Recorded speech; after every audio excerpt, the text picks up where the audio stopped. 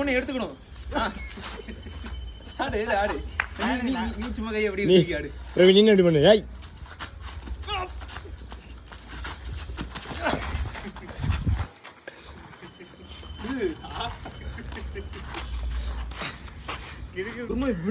குடிக்க அப்படியே சத்தியமா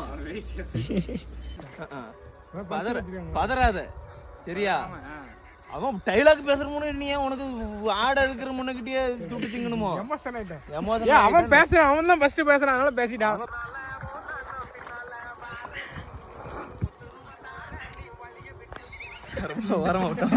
இப்ப வரணும். நான் வந்தோன்னே 10 ரூபா தாரேன், நீ வெளியே விட்டு போய் இதே